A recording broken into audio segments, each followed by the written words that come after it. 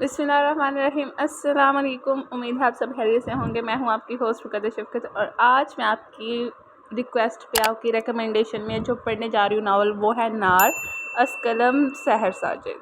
और ये novel base है मोहब्बत की कहानी में है, जिसमें आपको मोहब्बत कहीं भी नज़र नहीं आएगी। और ये नावल है सेकंड मैरिज पे, सेकंड वाइफ पे। ठीक है, तो चलिए करते हैं इस कहानी को शुरू, देखते हैं फिर क्या होता है इस नावल में। सुनने में तो काफ़ी अमेजिंग आ रहा है, मगर आप देखते हैं आपको पसंद आता है या नहीं। नावल सुनने के लिए हमारे साथ कनेक्ट रहिएगा, हमारे चैनल को सब्सक्राइब कर दे ताकि हर आने वाली वीडियो, इसके आने वाले पार्ट्स आप तक नोटिफिकेशन आपको मिल जाए। ओके, तो शुरू करते हैं स्टोरी को।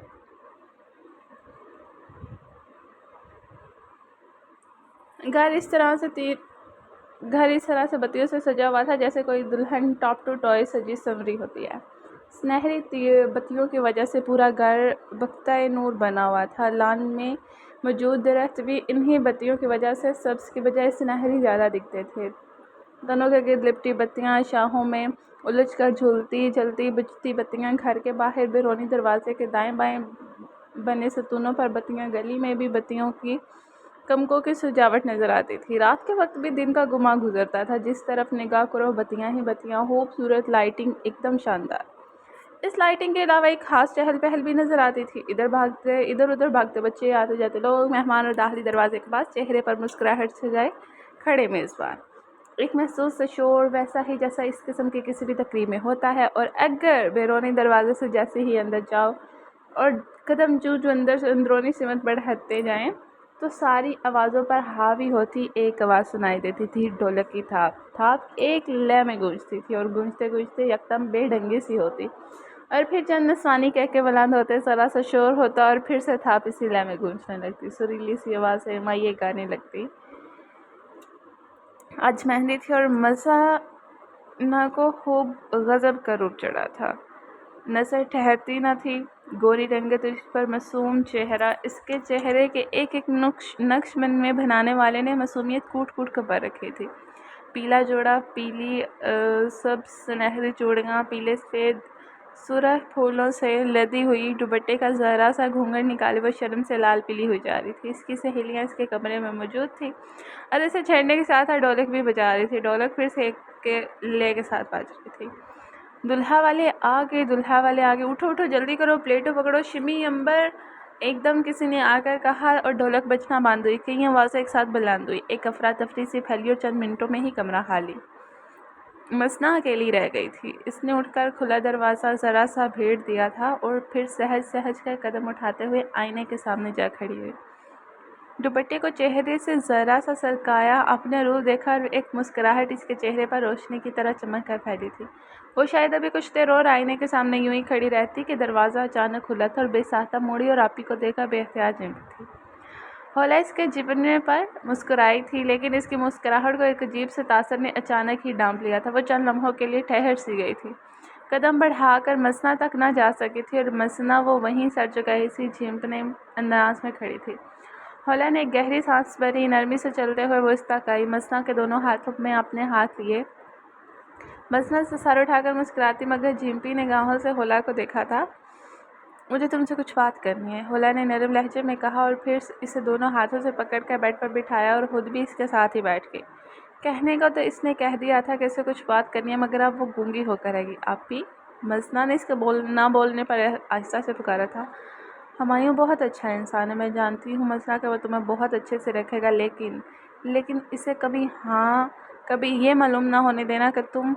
मसना के पुकारने पर जैसे इसकी कुव्वत घाई लौट आई थी। लेकिन आप ही, इसमें हर्ज ही क्या है? क्या इस बात से कोई फ़र्क पड़ता है? आप खुद ही तो कह रही थी कि वो अच्छा इंसान है, तो फिर? मसना, होला ने एकदम इसकी बात काटी। फ़र्क पड़ता है, जब भी तो मैं तुम्हें मना कर रही हूँ। हर चीज़ की एक हद होती है, सो अच्छाई की भी है। बहुत सी नज़ाकतें हैं जिन्हें तुम अभी समझ नहीं सकोगे। ये तुम्हें तब समझ आएंगे जब तुम मेरी उम्र को पहुँचेंगी। सवाल मत करो, जो मैं कह रही हूँ उसे पल्लू से बांध लो, कीड़ा लगा लो, घोल कर पी लो। इसे कभी भी किसी हालत में ये बात मालूम ना होने देना। आपके एक एक लफ्ज़ पर जोर देकर होला ने कहा। मसना खामोश ज़रूर हो गई थी, लेकिन वो कितनी उलझ चुकी थी ये इसके चेहरे पर साफ नज़र आ रहा था। होला चंद लम्हे इसकी उलझन भरे तासार देखती रही। वो जानती थी कि ये बात कहकर उसे उलझा देगी, परेशान कर देगी, मगर इसके सिवा चारा भी तो कुछ और नहीं था। مثنا اس نے ایک دم اس کے کان دونوں ہاتھ اپنے سر دھوتے ہاتھوں میں لیے تھے۔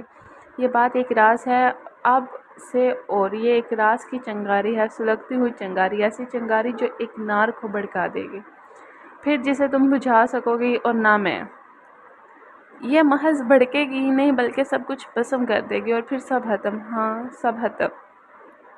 حولا جب یہ کہہ رہی تھی تو یوں بول رہی تھی جیسے وہ اپنے آپ میں نہ ہو۔ مثنا وہ حیرت، الجھن اور ذرا سا ڈر کر اس کی بات سنتی تھی کہ حولا کا لہجہ آنچ دیتا تھا، سلگتا سا تھا۔ یا میرے خدا! فون سنتے ہی احمد صاحب سینے پر ہاتھ رکھ کے صوفے پر ڈھہ پڑنے والے انداز میں گرے تھے۔ حولا کچن میں تھی اور اس آواز کے کانوں تک بھی جا پہنچی تھی۔ وہ گھبرا کر تقریباً دوڑتے ہوئے کچن سے باہر آئی تھی۔ ابو ابو کیا ہوا ہے؟ دونوں ہاتھوں سے سر پکڑے بیٹھے احمد صاحب پریشان سے زیادہ بیمار نظر آنے لگے تھے، اور جب حولا نے گھبرا کر ان کا کندھا ہلا کر پوچھا تو ایسے بچ جانے والی سکت نے بھی دم توڑ دیا، تمہارے پھوپھا! پر اس سے زیادہ وہ بول نہ پائے تھے، منہ پر ہاتھ رکھ کر رونے لگے تھے۔ حولا کے حواسوں نے بھی کام کرنا جیسے یکدم چھوڑا۔ وہ ابو کے پیروں کے پاس بیٹھی تھی، پھوپھا ہارٹ پیشنٹ تھے اور وہ اس خیال کے بارے میں بھی سوچنا نہیں چاہتی تھی جو اس کے ذہن میں منڈلانا شروع ہو چکا تھا۔ مثنا بھی ان آوازوں سے کمرے سے باہر آئی تھی۔ ابو ابو کیا ہوا ہے پھوپھا کو؟ حولا اب ان کا ہاتھ پکڑ کر ہتھیلی کو ملتے ہوئے پوچھ رہی تھی۔ اجاز کی مارکیٹ میں آج صبح اچانک آگ بھڑک اٹھی تھی، سب کچھ جل کر تباہ ہو گیا اور وہ برداشت نہ کر سکا۔ احمد صاحب نے اتنی سی بات کہی اور پھر سے رونے لگے تھے۔ حولا کے بدن میں یکدم لرزش اتری تھی۔ مثنا ہمارے گھبراہٹ کی اسی جگہ پر کھڑی مجسم ہو کر رہ گئی تھی۔ کس ہسپتال میں؟ ہوش کھونے پر زبان پھیرتے ہوئے حولا نے پوچھا۔ وہ نہیں رہا، لفظ نہیں تھے وہ، لفظوں کی صورت منو ٹنوں وزن تھا، ایک بم تھا جو عین ان کے سروں پر پھٹ پڑا تھا۔ حولا ابو کے پاس ہی ڈھہ پڑنے والے انداز میں زمین پر گری تھی اور مثنا اس کے منہ سے ایک دم چیخ نکلی تھی۔ وہ تینوں نفوس ایک وقت میں ہی ایک جیسی بھاری اور پرشدت صدمے کا شکار تھے۔ پھپھو جہانگیر کیا گزری ہوگی ان پر، کیا بیتا ہوگا ان دونوں پر، کیسے سہ پائے ہوں گے وہ یہ کیسے؟ حولا دونوں کہنیاں گھٹنوں پر ٹکائے دونوں ہاتھوں سے ساتھ تھامے بیٹھی تھی، جبکہ مثنا احمد صاحب سے لپٹ کر اونچی آواز سے روئی جا رہی تھی۔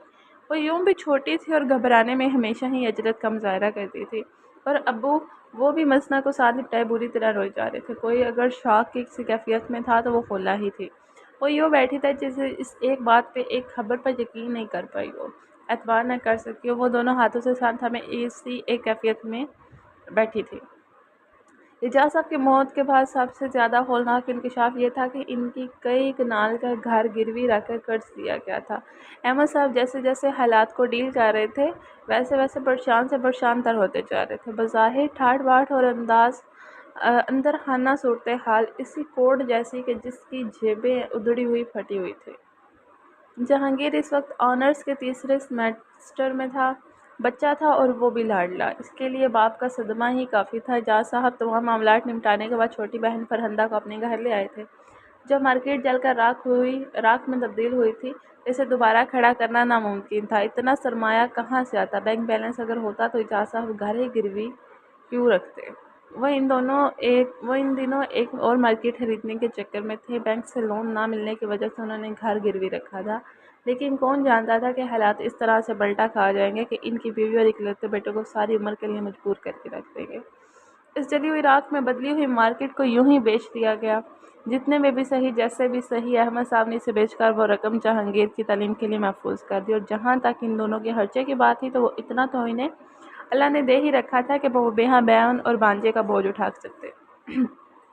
اس لیے وہ فرہندہ اور جہانگیر کو اپنے گھر لے آئے تھے، اس سے قطع نظر کہ ان کے گھر میں گنجائش ہوتی یا نہ ہوتی۔ یہ معاملہ گھروں کا نہیں ہوتا، دلوں کا ہوتا ہے۔ احمد صاحب کا دل، اس میں کوئی شک نہیں تھا کہ اس شخص کا دل صلہ رحمی سے کوٹ کوٹ کر بھرا ہوا تھا، اور ان کے پاس رشتوں کے نام پر تھا ہی کیا؟ حولا، مثنا، 2 بیٹیاں اور ایک بہن بس۔ تو جب بہن اس حال کو پہنچے تو بھائی کیسے لاتعلق ہو جاتا؟ وہ کوئی اور بدقسمت بھائی ہوتے ہوں گے جو بے حس ولا تعلق بن کر جی لیتے ہوں گے۔ احمد ایسے نہ ہو سکتے تھے اور نہ ہی تھے۔ اس حادثے کے بعد زندگی ایک تعطل کا شکار ضرور ہوئی تھی، لیکن زندگی کا کام چلنا اس سے ایک جھٹکے کے بعد۔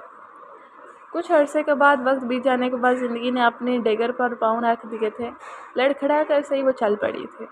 جہانگیر اپسٹ تھا، وہ ضرورت سے زیادہ خاموش ہو گیا تھا اور چڑچڑا بھی۔ اس ماموں کے گھر رہنا اچھا نہیں لگتا تھا۔ وہاں اپنے گھر جیسی سہولیات تھی، نہ ہی بے فکر زندگی، ایک مکمل مختلف ماحول۔ جہاں اسے گزارا کرنا تھا۔ وہ ایک دم ہی مجبوروں والی زندگی گزارنے پر مجبور ہو گیا تھا۔ اگرچہ زندگی پہلے جیسی نہ تھی مگر اتنی بھی بری نہیں تھی، لیکن جہانگیر کو کون سمجھاتا۔ احمد صاحب احسان نہیں کرتے تھے لیکن جہانگیر اسے احسان ہی سمجھتا تھا۔ خواہ ہی وہ خود ترسی کا شکار ہو گیا۔ حولا اور مسنت اسے گھر کے فرد کی طرح ہی ٹریٹ کرتی تھی۔ احمد صاحب اسے بیٹا کہتے تھے، لیکن وہ ہر ماہ جب اسے پاکٹ منی ملتی، ہر سیمسٹر کی فیس جب ادا کی جاتی، نئے کپڑے جوتے جب خریدے جاتے، جب اس سے یہ پوچھا جاتا کہ اسے کچھ چاہیے تو نہیں، گاڑی کی جگہ جب بائک پر یوں نہیں جانا پڑتا، جب کبھی اسے ماں سے پیسے مانگنے پڑتے تو ہر دفعہ اس کے اندر ایک احساس اپنی جڑیں کچھ اور پھیلا لیتا تھا۔ اس احساس کی جڑیں اسے جکڑنے لگتی۔ اسے ایسی زندگی نہیں چاہیے تھی۔ اس نے ایسی زندگی کب سوچا تھا؟ کب اس نے اس طرح کا طرز زندگی چاہا تھا؟ اسے پڑھنا تھا، کامیاب ہونا تھا اور پھر سے وہی لائف سٹائل، ویسا ہی گھر حاصل کرنا تھا۔ کبھی حوصلہ ٹھاٹھے مارنے لگتا تو کبھی عزم ٹوٹ کر بکھر جاتا، اور اسی کشمکش نے اسے چڑچڑا، بدمزاج اور غصیلا بنا کر رکھ دیا تھا۔ مجموعی طور پر اس کی شخصیت مسخ ہوئی تھی۔ وہ جہانگیر نہیں تھا جیسا اس کے باپ نے چاہا تھا، اس کی ماں کی آنکھوں نے دیکھنا چاہا تھا۔ ہاتھ سے کب سلامت چھوڑتے ہیں، بلندی سے پستی، کہنے کو دو متضاد لفظ، مگر یہ سفر شدید ترین اذیت ناکی کا سفر۔ یہ وہی جانے جس کے پیروں نے یہ فیصلہ طے کیا۔ مرنے والے مر جاتے اور پیچھے رہ جانے والے، وہ بس مرتے ہی تو نہیں، باقی رہتے ہی کیا ہے۔ گو کہ جہانگیر کے لیے زندگی اتنی مشکل ثابت نہیں ہوئی جتنی کسی دوسرے کے لیے ہو سکتی تھی، اور یہی وجہ تھی کہ اسے قدر نہیں تھی۔ غصہ تھا، گلے شکوے تھے۔ مشکل ہوتی تو جانتا نہ کہ زندگی کیسے ناک کی لکیریں بھی نکلوا کر رکھ دیتی۔ مشکل سر پر ٹوٹ کے پڑتی تو جانتا نہ کہ آولے پائی کیا ہوتی ہے۔ آخر کیا یہ کیا ہر جمعرات کو گھر کو قبرستان بنایا ہوا تھا تم لوگوں نے؟ ابھی وہ یونیورسٹی سے آیا تھا اور آتے ہی اگربتی کی خوشبو سے گرمی چڑھی تھی۔ اسے رہ کرتا ہوا ہے۔ حد ہوتی ہے جہانگیر، حتم کا دن ہے، اور ابو کو تم جانتے ہی ہو۔ کب تک یار تم لوگوں کے خیموں سے قبر میں پڑے مردے کا فیض یاب ہوتے ہیں؟ کھانے ٹھوسنے کے لیے بس رونگ رجا رکھے ہیں۔ وہ سد بزار نظر آتا تھا۔ ابو تو ابھی تک دادا کا ختم دلواتے ہیں ہر جمعرات کو، اور تم ہو کہ بس مجھے نہیں سننا پھر سے وہی ہسٹری نامہ۔ بہت اچھی طرح سے جانتا ہوں کہ اس خاندان میں بچوں کے نام میں بھی پیروں سے پوچھ کر رکھے جاتے ہیں۔ حولا کی بات یکدم کاٹی گئی اور وہ چپ رہ گئی تھی۔ کھانا اس نے موضوع بدلنا بہتر سمجھا۔ ظاہر ہے کھاؤں گا ہی، لیکن اللہ کا واسطہ اس ختم والا کھانا نہ مجھے دینا۔ اس نے دونوں ہاتھ جوڑ کر کہا۔ جہانگیر تم بھی ہاتھ کی کرتے ہو، وہاں کی چڑ پال رکھی ہے تم نے، حولا کہتے ہوئے اٹھی تھی۔ جہانگیر نے شدید بیزاری سے سر جھٹکا تھا۔ جہانگیر اور حولا ہم عمر تھے۔ چند ماہ کے فرق سے جہانگیر حولا سے بڑا تھا۔ جہانگیر کے گھر میں کسی سے بنتی نہیں تھی۔ اسے ہر بات، ہر کام پر اعتراض ہی ہوا کرتا تھا۔ اب بھی وہ دونوں ہاتھ سر کے پیچھے رکھے آنکھیں موندے صوفے پر نیند دراز تھا۔ یقیناً کھانے کا انتظار تھا۔ اسی دوران لینڈ لائن کی بیل بجی تھی۔ جہانگیر صاحب اٹھ کر جاتے، یہ کیسا ہوتا بھلا؟ مسنت کمرے سے باہر آئی تھی، فون بھی اسی کا تھا۔ وہ وہیں ٹیلی فون اسٹینڈ کے پاس کھڑی ہو کر گپیں ہانکنے لگی۔ جہانگیر نے تھوڑی دیر تو برداشت کیا اور پھر تمہاری باتیں ہی ختم نہیں ہوتی، بند کرو یہ فون۔ آنکھیں کھول کر روپ بدل کر وہ غصے سے دہاڑا۔ مسنت چونکی، حیرت بھری آنکھوں سے اسے دیکھا۔ وہ جہانگیر بھائی میری دوست مومن بنائی تھی، میں کہہ رہا ہوں فون بند کرو۔ جواباً وہ اتنی اونچی اور آواز میں کہا گیا۔ مسنت نے گھبرا کر فون کریڈر پر رکھا اور اندر بھاگ گئی تھی۔ اس گھر میں بندہ دو گھڑی سکون سے بیٹھنے بھی نہیں سکتا، وہ حد درجہ کوفت سے بڑبڑایا تھا۔ حولا نے یہ منظر دیکھا تھا لیکن وہ خاموش رہی، اور اسی خاموشی کے ساتھ اسے کھانے کی ٹرے جہانگیر کے آگے لا رکھی تھی۔ جہانگیر پھپھو کا بی بی شوٹ کر گیا، جلدی آؤ۔ جس قدر وہ کھلا کر فون کیا گیا تھا، اسے سن کر وہ حواس پاتا ہوا تھا۔ ماموں کہاں ہیں؟ لاؤڈ ہو کر پوچھا گیا۔ وہ شہر سے باہر ہیں، حولا نے روتے ہوئے جواب۔ فرہندہ کو بی پی کا مسئلہ اب نہیں تھا، یہ مرض کافی عرصے سے لاحق تھا انہیں، لیکن اعجاز صاحب کی وفات کے بعد مرض نے جیسے شدت اختیار کر لی تھی۔ میں بہت فاصلے پر ہوں حولا، گاڑی ہے گھر میں ہے تو لے جاؤ نا امی کو۔ اسے جیسے رہ کر غصہ مجھے کہاں آتی ہے ڈرائیونگ، واٹ؟ وہ چلایا اور جواباً حولا کی سسکیاں ابھری۔ اس نے جھنجھلا کر فون بند کر دیا۔ ایمبولینس کو کال کی، پتہ سمجھایا۔ حولا کو کال کرنے کے بعد اس نے بھی ہسپتال کا رخ کیا، اور جب وہ ہسپتال پہنچا تو فرہندہ کی حالت سنبھل چکی تھی۔ اس نے غصہ جانے کس لحاظ میں پی لیا۔ اس وقت تو پی لیا تھا لیکن رات کو ماموں کے آنے پر وہ پھٹ پڑا تھا۔ تب تک فرہندہ بھی گھر آ چکی تھی اور اب دواؤں کے زیر اثر سو رہی تھی۔ ماموں کو دیکھتے ہی اسے سخت تب چڑھی تھی۔ کیا سکھایا آپ نے بیٹیوں کو؟ انہیں یہ تک نہیں معلوم کہ ایمرجنسی میں مجھے نہیں ایمبولینس کو کال کی جاتی ہے، اور آپ نے انہیں گاڑی تک چلانا نہیں سکھائی۔ کل کو آپ کو کچھ اور، میں شہر سے باہر ہوا تب کیا یہ کیا کریں گے؟ الفاظ اور لہجہ دونوں ہی نہایت درست تھے۔ تمیز سے بات کرو جہانگیر، تمہیں کیا سکھایا گیا ہے آخر؟ کیا یہ بھی نہیں کہ بڑوں سے بات کیسے کی جاتی ہے؟ حولا کا چہرہ سرخ ہوا تھا، وہ بھی غصے سے ہی بول رہی تھی اور اتنا ہی اونچا جتنی اونچی آواز جہانگیر کی تھی۔ حولا احمد صاحب نے سے ڈپٹا اور پھر انہوں نے رخ جہانگیر کی طرف موڑا۔ تم ٹھیک کہتے ہو، مجھے کم سے کم انہیں گاڑی چلانا سکھانی چاہیے تھی۔ اب تم ہو نا، تم سکھا دینا، نرمی سے کہتے ہوئے انہوں نے جہانگیر کا کندھا تھپکایا۔ میری ذمہ داری ہے کیا؟ وہ ٹھنڈے مگر اسی بدتمیز لہجے میں بولا۔ حولا نے بال کھا کر اسے دیکھا مگر احمد صاحب کی نظر اسے بولنے نہیں دیتی تھی۔ ٹھیک ہے، تم جاؤ اب آرام کرو، اسی نرم لہجے میں اس سے کہا گیا۔ وہ ایک سخت نظر حولا پر ڈال کر چلا گیا۔ کیا ہو گیا حالہ؟ اس سے اگر کچھ نہیں سکھایا گیا تو تم کس بات کا ثبوت دے رہی ہو؟ اس کے جاتے ہی وہ برہم انداز میں حولا سے مخاطب ہوا تھا۔ ابو، اب آپ زیادتی کر رہے ہیں، اس کا لہجہ دیکھا تھا آپ نے؟ پریشان ہے اس لیے آؤٹ آف ہو گیا۔ اور غلط تو نہیں کہہ رہا تھا نا، مجھے تم لوگوں کو ڈرائیونگ سکھانی چاہیے تھی۔ ٹھیک ہے، ضرور سکھائے ڈرائیونگ، لیکن یاد رکھیے گا مجھے بھی اب اس گدھے سے ڈرائیونگ نہیں سیکھنی۔ اور خبردار جواب میں جو اب آپ نے دوبارہ یہ بات کہی تو وہ ٹھیک ٹھاک تپی ہوئی تھی۔ حولا، احمد صاحب کی ناراض آواز پر اس نے غصے سے ساتھ جھٹا۔ اتنی بدتمیزی، اور وہ بھی اس کے ابو کے ساتھ، اسی کے سامنے! کاش کہ وہ ایک تھپڑ اس کے منہ پر دے مارتی۔ وہ پیچو تاب کھا کر رہ گئی تھی۔ وقت کو کوئی آج تک پکڑ سکا؟ یہ کام بھلا کبھی ہو سکا؟ کوئی روک سکا؟ باندھ سکا؟ نہیں نا۔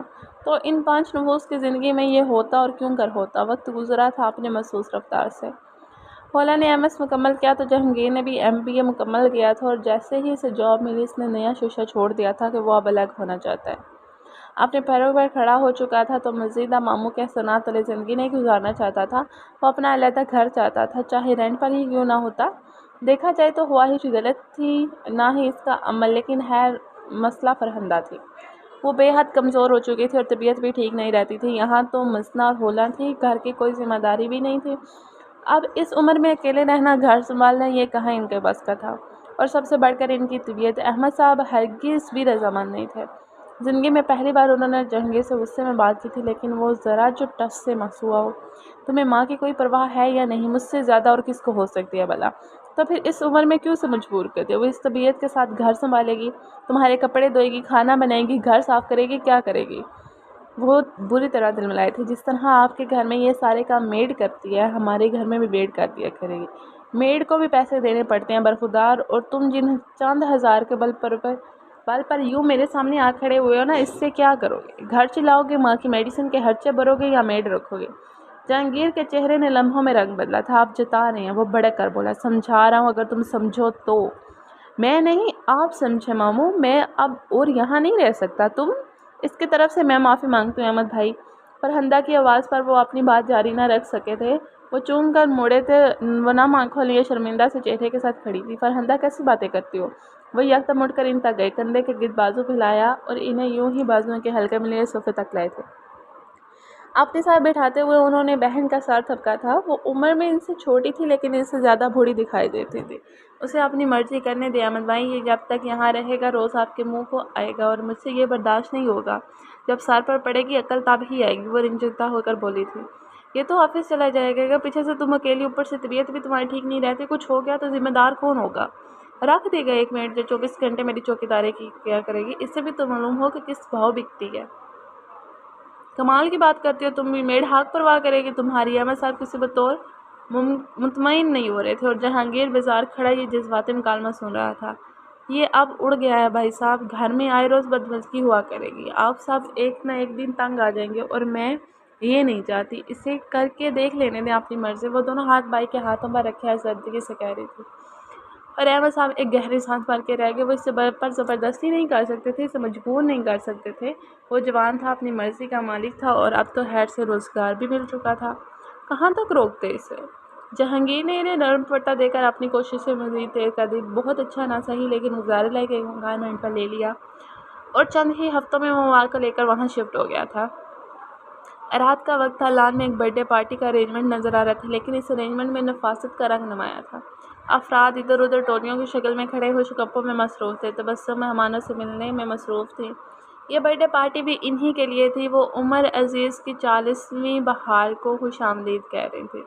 یہ ایک بلند قامت لیکن اسمارٹ سی خاتون تھی۔ یہ پارٹی بھی ان کے بھائی نے بسید اسرار ارینج کی تھی، ورنہ وہ ایک سنجیدہ شخصیت کی حامل، اپنی روایات کی پاسدار خاتون جانی جاتی تھی۔ بہت سے لوگ انوائٹڈ تھے، تبسم کا حلقہ احباب بھی وسیع تھا۔ وہ سادہ شفون کی ساڑی میں ملبوس، لمبی گردن، کالوں میں موجود لمبے لمبے اویزوں کی وجہ سے گردن اور لمبی نظر آ رہی تھی۔ اویزے اس کی واضح طور پر نظر آتی کالر بون کو چھو رہے تھے۔ بال ایک جوڑے کی شکل میں گردن سے ذرا اوپر بندھے ہوئے تھے۔ چند لٹیں چہرے کے اطراف میں جھول رہی تھی اور تھوڑی کے پاس آ کر سیدھی لٹیں گولائی کی شکل اختیار کرتی نظر آ رہی تھی۔ میک اپ اگر تھا بھی تو نظر نہیں آ رہا تھا، البتہ آنکھوں کا لائنر اور کاجل بڑی آنکھوں کو کچھ اور نمایاں کر رہا تھا۔ چہرے کی اسکن گلو کر رہی تھی۔ وہ دلکش تھی یا نہیں اس وقت دل پر وار کرنے کی پوزیشن میں ضرور تھی۔ پاؤں کالے اسٹرپس والے ہائی جوتوں میں مقید تھے۔ ایک ہاتھ سے ساڑی کا پلو تھامے دوسرے ہاتھ سے بوکے اٹھائے آہستہ آہستہ چلتے اس کی آنکھیں تبسم کو ڈھونڈ رہی تھی۔ وہ ذرا دیر سے پہنچی تھی، سو استقبالیہ پر کوئی موجود نہ تھا۔ لان میں پھیلے ہجوم میں تبسم کو ڈھونڈنا تھا۔ وہ تھکنے لگی تھی کہ ایک دم نظروں نے تبسم کو چا لیا۔ وہ قدرے جوش سے ان کی طرف بڑھی۔ Many happy returns of the day ان کے پاس جا کر خوشی سے کہتے ہوئے اس نے بوکے مس تبسم کی طرف بڑھایا۔ ارے تھینک یو سو مچ، تبسم نے اس کے گال سے گال ملاتے ہوئے شکریہ ادا کیا۔ Look at you, by God تم کتنی خوبصورت لگ رہی ہو۔ اس کو کندھوں سے پکڑ کر اسے ذرا سا دور کر کے دیکھتے ہوئے تبسم نے کہا تھا۔ وہ ہلکا سا ہنسی ہنسی کیا سمجھو کہ کسی نے مٹھی بھر موتی کسی نقرئی برتن میں اچھال دیا۔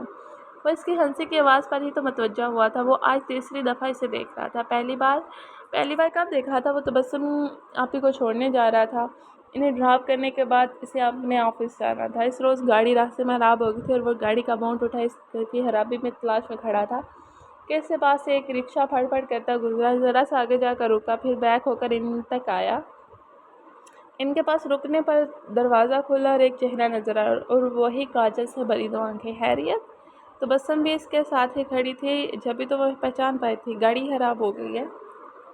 آ جائیں، آپ میرے ساتھ آ جائیں۔ گو کہ یہ ٹویوٹا کرولا نہیں ہے۔ آخر میں اس کا لہجہ ذرا سا شرارتی ہوا تھا۔ وہ اسے مکمل طور پر نظر انداز کی تبسم سے باتیں کر رہی تھی۔ تبسم ہنستی تھی۔ اس وقت یہ ٹویوٹا کرولا سے بھی بڑھ کر ہے۔ پھر تبسم نے مڑ کر بھائی سے کچھ کہا اور رکشے میں بیٹھ گئی۔ رکشہ ایک دفعہ پھر سے پھٹ پھٹ کرتا چل پڑا تھا۔ وہ بونٹ کھولے کھڑا ذرا سا حیران ہوا تھا۔ وہ پہلی نظر کی محبت نہیں تھی، لیکن اس چہرے نے اسے اٹریکٹ ضرور کیا تھا۔ کیا آنکھیں تھیں، کیا معصومیت تھی۔ بے اختیار بڑبڑایا تھا اور اس کے بعد آج وہ غالباً اسے تیسری بار دیکھ رہا تھا اور بات اٹریکشن تک نہ رہی تھی مگر محبت تک بھی نہ پہنچی تھی اور اس سے ابھی محبت تک جانا بھی نہیں تھا۔ اٹریکشن کے بعد اور محبت سے پہلے یہ پسندیدگی تھی اور وہ اس کی ہنسی کی آواز پر متوجہ ہوتا اور پہچان نہ پاتا یہ کیسے ہوتا۔ اس نے مڑ کر آواز کی سمت دیکھا، نظروں نے اسے گرفت کیا اور ایک قدم بے اختیار ایک ہاتھ پینٹ کی جیب میں ڈالے دوسرے میں مشروب کا گلاس تھامے وہ استکایا۔ السلام علیکم، خوش دلی سے مسکرا کر کہا۔ وہ یوں مخاطب کیے جانے پر ہلکا سا حیران ہوئی۔ حیران کیا ہوئی، دلکشی اور بڑھ گئی تھی۔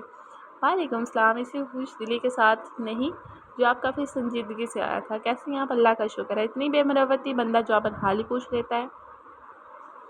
اس کے سنجیدہ انداز پر وہ چڑا اور وہ بے نیاز بس تبسم سے باتیں بگاڑے جا رہی تھی اور وہ سارے ڈیٹوں کو مار دیتا وہی ہلکے ہلکے سر بھرتا کھڑا رہا تھا اور تبسم کے گھورنے پر متوجہ ہو کر پلٹا تھا۔ لگتا تھا کہ آج پسندیدگی سے نکل کر کسی اور سمت جا رہی تھی۔ یہ جانے والی تھی یا شاید جا چکی تھی؟ اسے خود بھی اندازہ نہ تھا، نہیں ہو پا رہا تھا وہ اسے اتنی اچھی کیوں لگ رہی تھی کہ بار بار وہ قدم موڑ کر لان میں پھیلے ہجوم میں سے اسے تلاشتا اور جب وہ نظر آتی تو ایک مسکراہٹ ہونٹوں پر خام خواہ پھیل جاتی۔ دل میں ایک خوشی کی لہر بے وجہ ہی ایویں ہی اٹھتی اور سرشار سا کر جاتی۔ کیا چہرے یہ کمال بھی کرتے ہیں؟ وہ حیران تھا۔ کیا دل یوں بھی پابند ہوتا ہے؟ وہ یقین نہیں کر پا رہا تھا۔ کیا محض کسی کو آنکھ پر کے دیکھ لے تو یہ کافی ہوتا ہے یا کافی ہو سکتا ہے؟ اعتبار نہیں آتا تھا۔ اور اب کی بار جب اس نے حیران، بے یقین اور بے اعتبار ہونے کے لیے نظریں اٹھائی تو وہ پورے لان میں کہیں نہ ملی۔ نظروں کی تلاش میں شدت آئی اور پھر وہ اسے بیرونی راستے پر باہر کو جاتی نظر آئی تو وہ پارٹی دھوبی چھوڑ کر جا رہی تھی۔ کیوں؟ اس نے اپنے سامنے موجود شخص سے معذرت کی، لوگوں کے بیچ میں سے اور کبھی ان سے ٹکراتے ہوئے، ان سے بچتے ہوئے تیز تیز قدم اٹھاتے تقریباً بھاگتے ہوئے اس کے پیچھے۔ ایکسکیوز می، اس نے ایک دم بے اختیار چڑی ہوئی سانسوں کے ساتھ آواز دی۔ اس کے قدم اچانک تھمے اور گردن موڑ کر اس نے حیرانی سے آواز کی سمت دیکھا۔ وہ تقریباً بھاگتے ہوئے اس تک آیا اور جب اس کے عین سامنے آیا تو حواس نے اطلاع پہنچائی کہ بھائی اسے بھلا کیوں روکا اور جواب نہ دیا۔ جی، اور وہ کاجل بھری آنکھوں پہ حیرانی سے مجھے جب پوچھتی تھی تو معصومیت جان لیتی تھی۔ اس نے ہونٹوں پر زبان پھیری۔ آپ جا رہی ہیں؟ اور اس کے سوال پر ایسی نظروں سے اسے دیکھا جیسے کسی کی دماغی حالت پر شدید شبہ ہو، اور یہ احساس بھی اچانک ہی ہوا ہو۔ میرا خیال ہے، ٹھہر کر جواب دیا گیا، اور وہ منتظر نگاہوں سے اسے دیکھنے لگی۔ اور جب وہ یوں دیکھتی تھی تو اس کا دل چاہتا تھا کہ وقت ٹھہر جائے، سمے رک جائے، پتھر ہو جائے، اور کوئی ایسا احساس بھی باقی نہ رہے جس کے پل اس لمحے ساتھ کو دھندلا کر درد دینے کا باعث بنے۔ اس کے یوں دیکھنے پر سر جھکا کر مسکرایا اور جیبوں میں ہاتھ ڈال کر 2 قدم اور آگے آیا۔ آپ کو نہیں لگتا آپ کو پارٹی یوں چھوڑ کر نہیں جانا چاہیے؟ اور اس کے سوال پر اس لڑکی کی آنکھیں قدرے پھیل سی گئی تھی۔ ٹھیک ہے، وہ تبسم کا بائی تھا مگر بے تکلفی۔ بے اختیار اس کا بایاں ابرو بکر اٹھا، چہرے پر ایک تیکھا پن نظر آیا۔ ایکسکیوز می، اور وہ آئیبرو اٹھا کر اس تیکھے پن کے ساتھ پوچھتی رہی تھی، اور مسکراہٹ کو قابو کرنے کے باوجود وہ سامنے کھڑے شخص کے خلاف مسکراتے ہوئے اس سے لگے تھے۔ اور جب اس نے نظریں اٹھا کر اسے دیکھا تو اس کی آنکھوں میں کچھ تھا، کچھ ایسا جس نے اس لڑکی کو بے اختیار کانشیس ہونے پر مجبور کیا تھا۔ تو آپ ٹھہریں گی؟ آپ کا سوال بے معنی ہے، اور میں اگر ایک بامعنی سوال کروں تو؟ جی، اس کا بایاں ابرو پھر سے اوپر کو اٹھا، ریفلیکس ایکشن۔ آپ اچھی لگتی ہیں مجھے، پرپوز کرنا چاہتا ہوں۔ وہ اس کے سامنے سیدھا کھڑا، جیبوں میں ہاتھ ڈالے براہ راست اسے دیکھتے ہوئے بولا۔ اعتماد قابل رشک تھا۔ اس کے اس سوال پر بے ساختہ اسے دیکھا، وہ بدر کا پیچھے ہٹی اور اس کا منہ یکدم کھلا تھا مگر وہ کچھ کہہ نہ سکی۔ وہ چند لمحے اسی طرح اسے دیکھتی رہی، اور پھر اس کی آنکھوں کی تہ سے کہیں بہت نیچے سے کچھ ابھرا، اور اوپر کا پوری طرح سے نمایاں ہوگا۔ میں؟ اس کے منہ سے سرسراتا ہوا لفظ نکلا، میرڈ ہوں۔ اور یہ جملہ اپنے اندر اتنی طاقت رکھتا تھا کہ سامنے مجھے شخص کو ایک زور کا جھٹکا دے سکے۔ اس کا رنگ ہوا، جذبات فاق سے اڑے۔ جی؟ اور اس کے بعد اس انداز سے سوال کیا گیا جیسے جواب سمجھ نہ آیا ہو، اور اس کے بدلتی رنگت والے چہرے کو دیکھتے اس کا چہرہ لمحوں میں تاریک ہوا تھا، اور اس نے جواب دوبارہ دہرایا نہ تھا۔ وہ بس بے حس سے انداز میں دیکھتی رہی، اور پھر پلٹ کر مگر یوں پشت پھیر لینے کے باوجود اس کی نظروں کا شوق کسی کانٹے کی طرح اور اپنی پشت پر محسوس کرتی تھی۔ اس نے کچھ بے آرام ہوتے اپنے ساڑی کا پلو چھانوں کے گرد مضبوط سے کسایا اور چاہا کہ وہ اس سے پیر لڑکھڑا نہ جائیں۔ بار بار وہ اپنے ہونٹوں پر زبان پھیرتی تھی اور ایک کوشش میں تھی کہ باہر کھڑا اس کا شوہر اس کے بدلے تاثرات کی عبارت نہ پڑھ سکے۔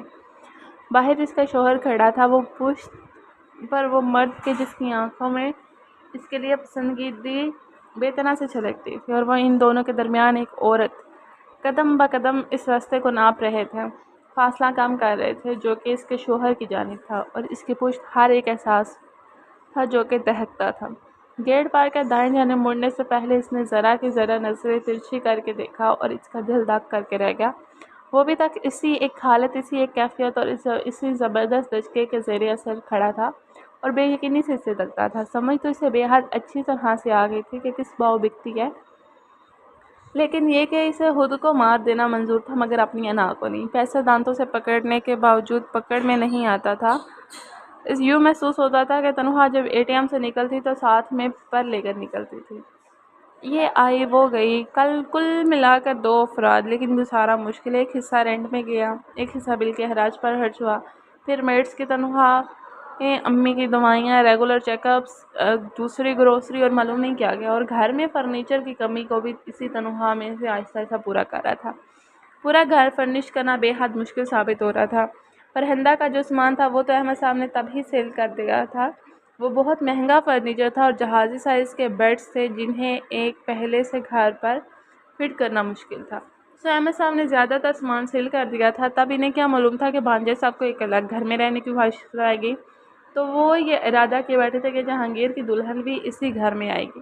مسنا اور ہولا نے کون سا ہمیشہ انہی کے پاس رہنا تھا، مگر یہ جہانگیر سو بھگتے اب اسے تو ابھی جرمنی جا کے پڑھنا تھا، اس کے لیے پیسہ جمع کرنا تھا، مگر یہاں تو ہے ان حالات نے اسے کچھ اور چڑچڑا بنا ڈالا تھا۔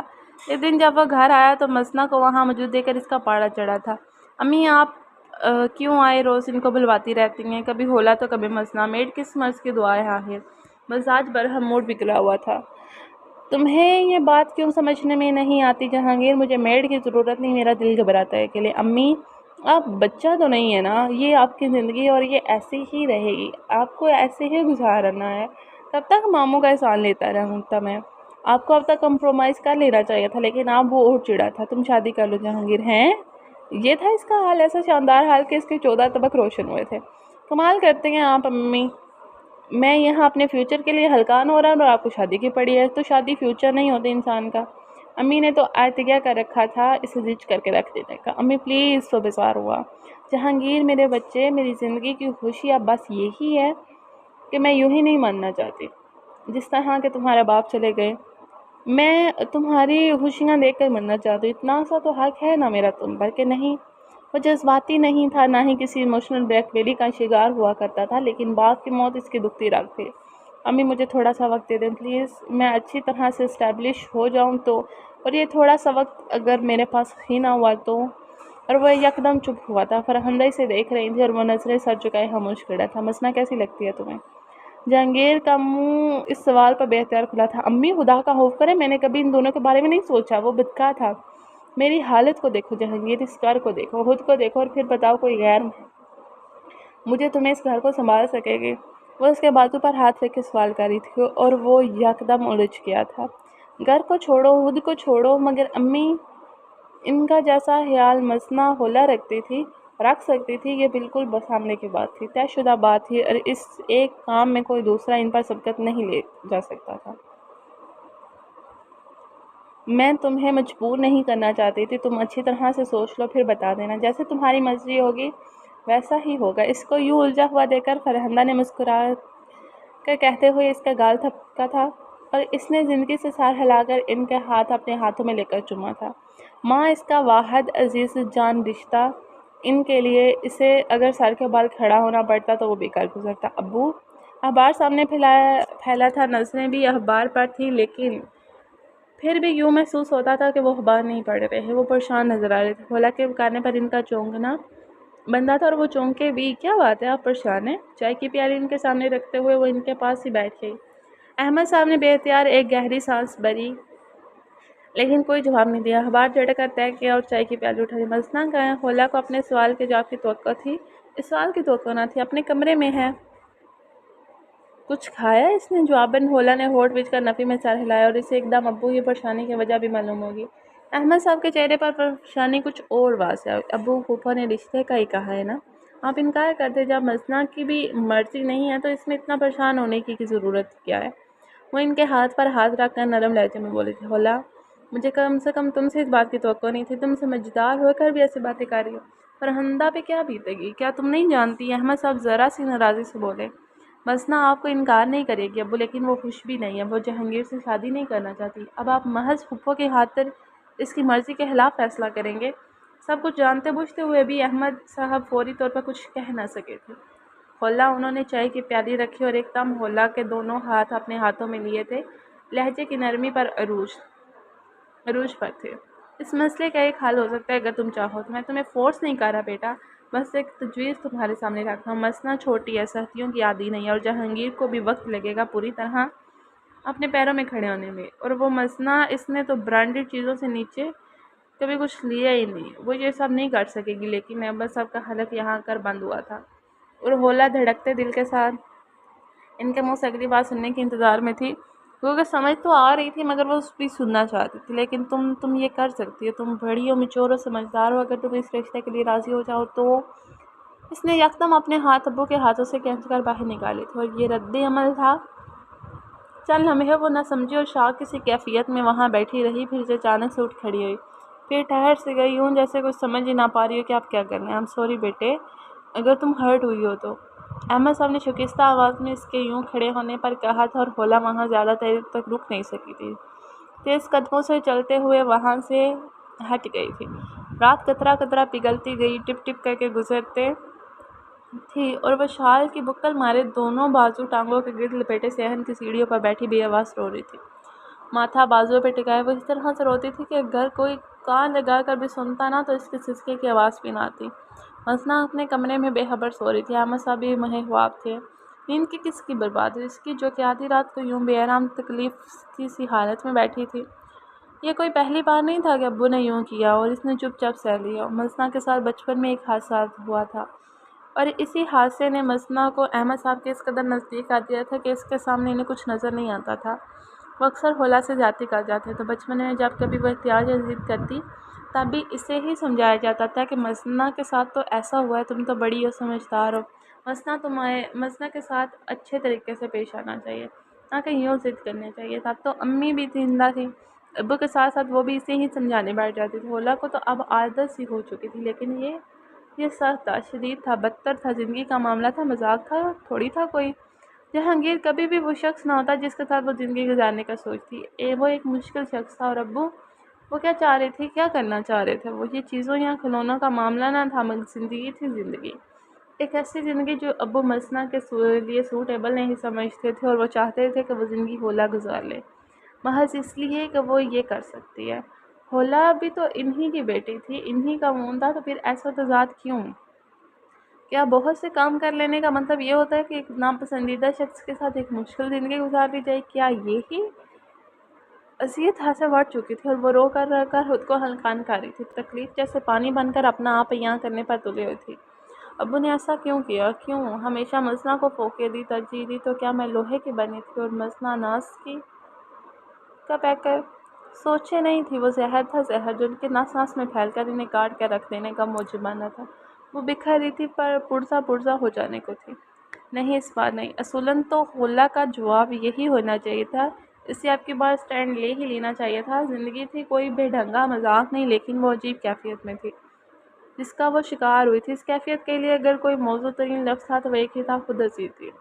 ٹھیک ہے، ابو کو بھی پتہ چلنا چاہیے کہ انہوں نے میرے ساتھ کس قدر غلط شخص کو چنا، کس قدر غلط فیصلہ کیا۔ مسنا کے سر سے اتار کر جو بلا وہ میرے سر ڈال رہے ہیں، اس کو صرف میں ہی نہیں بھگتوں گی، وہ بھی بھگتیں گے۔ مسنا جتنی بھی پیاری سہی اور چاہے کچھ بھی ہو، مگر میں اولاد ہوں، اور جب تک میں تکلیف میں ہوں گی تو راحت ان کو بھی نہیں پہنچے گی۔ تب کہاں سے پہنچ سکے گی راحت انہیں؟ دونوں ہاتھوں کی ہتھیلیوں سے رگڑ کر آنسو صاف کرتے ہوئے اس نے آگ میں کودنے کا نہیں، جلنے کا فیصلہ کیا تھا، محض یہ ثابت کرنے کے لیے کہ اس کے ابو کا فیصلہ اگر مسنا کے لیے ٹھیک نہیں تھا تو اس کے لیے بھی درست نہیں تھا۔ کس قدر مضحکہ ہے، اس تکلیف کا بات ہے نا کہ کبھی کبھی انسان کو محض ایک چھوٹی سی بات سمجھانے کے لیے پوری زندگی داؤ پر لگانی پڑتی ہے، دان کرنی پڑتی ہے، ضائع ہو جاتی ہے۔ یہ جتنی مضحکہ ہے اس بات ہے، اتنی ہی تکلیف دہ اور اذیت ناک بھی، کہ زندگی صرف ایک بار کا نام ہے۔ بار بار بھلا کب کس نے دیکھی، کب کیا دیکھی کسی نے؟ حولا پڑی یا فرہندہ، اس کو چھوڑ کر اگر میں مسنا کی شادی کر دوں تو تم خود سوچو کتنا آکورڈ فیل کرے گی۔ میرے لیے وہ دونوں برابر ہیں، لیکن تم ذرا سا خیال کرو تو حولا کو اپنی بہو بنا لو۔ اندھی محبت بھی کیا چیز ہے؟ جیسے ضرورت ایجاد کی ماں ہے، ویسے ہی یہ اندھی محبت بھی بڑی راہ کھلا دیتی ہے۔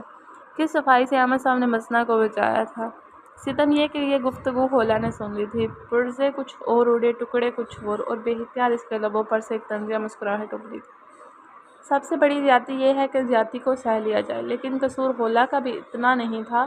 بچپن سے یہ سب دیکھتی آ رہی تھی، اور اب نفسیاتی طور پر وہ اس کی انتہا کو جا پہنچی تھی، جسے خود اذیتی کا نام دیا جاتا ہے۔ ہم کیوں ایسا کرتے ہیں؟ کیوں ہم اپنے ہی رشتوں کو، خون کے رشتوں کو اتنا زیر بار کر دیتے ہیں؟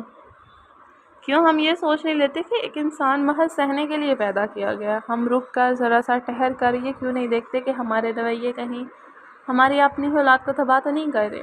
ٹھیک ہے، کوئی ایک بچہ کسی خاص صورتحال کی وجہ سے عزیز ہو جاتا ہے، لیکن اس کا مطلب یہ نہیں بنتا، نہ نکلتا ہے کہ آپ باقی اولاد کو عزت پہنچائیں۔ اور یہ چاہیے اپنے رویے سے ہی کیوں نہ ہو۔ ہم کب نارمل ہونا سیکھیں گے؟ ہم کب درمیانی راہ پر چلنا سیکھیں گے؟ آخر کب؟ کیا یہ توقع کی جا سکتی ہے کہ ماں باپ اپنی اولاد کی زندگی خراب کر دیں؟ جواب ایک سا ہوگا، یک لفظی ہوگا کہ نہیں، لیکن یہ بے ڈنگا جھوٹ ہے، بکواس ہے۔ ہمارے معاشرے میں اکثر ماں باپ ایک ہی اولاد کی زندگی خراب کرنے کا باعث بنتے ہیں۔